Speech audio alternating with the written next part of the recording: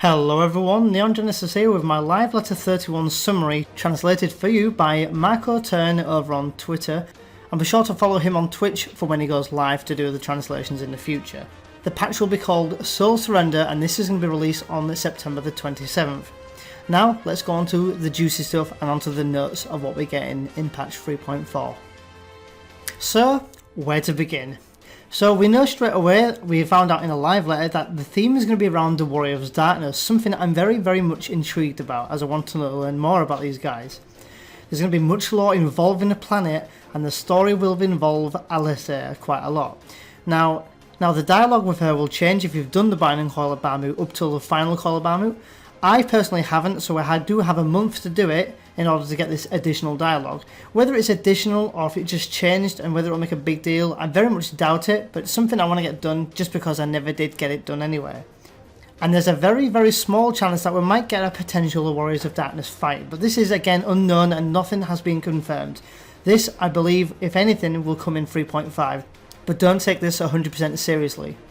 There'll also be some new side quests coming out of patch 3.45, but I believe this is going to be 5 weeks after patch 3.4. But again, there's something else to look forward to, and again there's going to be a lot of changes as posted on the screen right now. So here we have battle system updates. Action timers will be reset when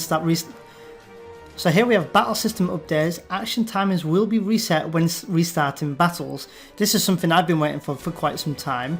There's going to be some changes to the auto attacks.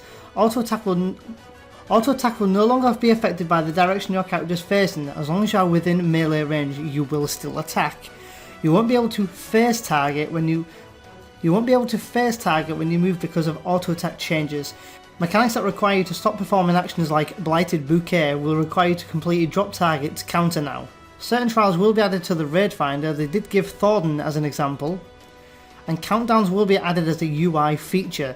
Previously, players needed to make macros for this. This feature will count down for a max of 30 seconds, and it will appear on the screen in large numbers, and it can also be macroed as /countdown as well.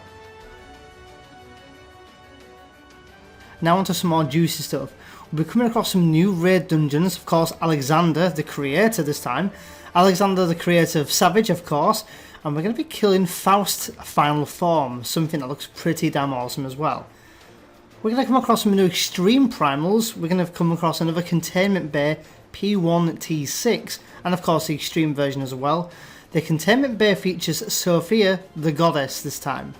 And we'll also have two new dungeons, the Great Google Library Hard, and Zelfatol, if I'm saying that right, which is the Exile main base. Something again I'm looking really forward to doing.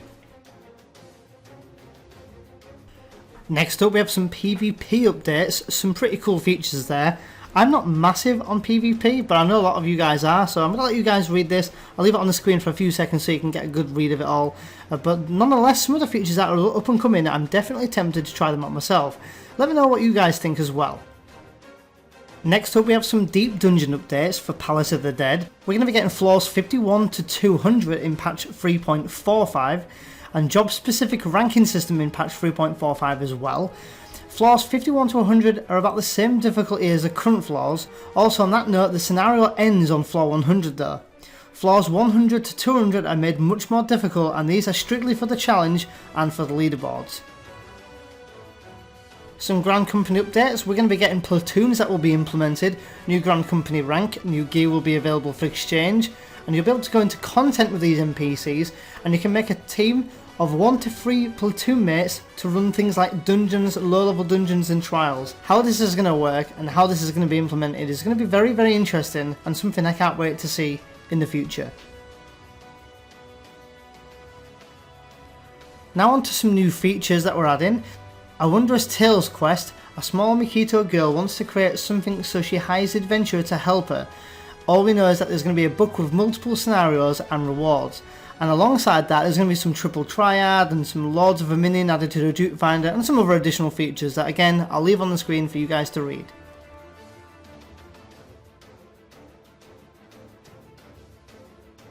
There's quite a lot of housing updates coming out in patch 3.4 as well. Definitely worth a read if you're into the housing and residential stuff. There was also some new furniture shown. We now have aquariums with fish and with multiple sizes of fish. Again, I'll leave this on the screen for you guys to read. Or alternatively, feel free to pause the video so you guys can read it. We'll also be getting a double cross hotbar feature. This is all worth a read. I'm not really sure what to make of this so far, but again, time will tell once it's all implemented. We're going to be getting some additional updates as well, some exploratory missions. Diadem is getting minor updates, and you're going to be able to queue into the Diadem as Disciple of the Land now. Adjustments to the spoils exchange rates has been adjusted as well. Item level 235 gears will be added. A new exploratory zone in 3.5 plus updates to Diadem coming up soon as well. They originally aimed some of these features to come in patch 3.4, but would have held up the patch, so they're implementing it in 3.5. And as expected, we're going to be getting some new Allegan Tombstones. These are going to be called Tombstones of Scriptures. Now this is translated from the name in Japanese, so this could be wrong and not 100% correct, but this is what we make it out to be at the moment.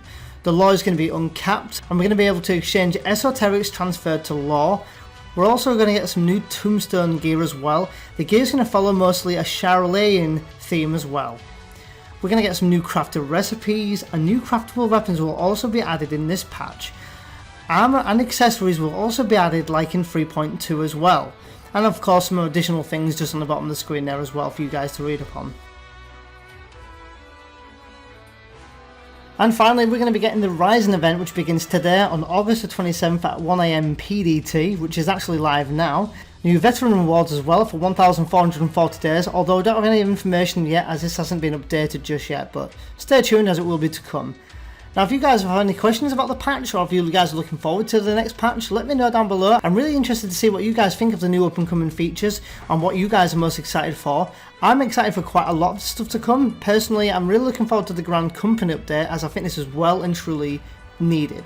If you guys haven't already, feel free to check out the rest of my channel for other Final Fantasy XIV updates, guides, tips and anything like that as well. So until the next video guys, thank you for watching and I'll see you guys soon. Happy gaming.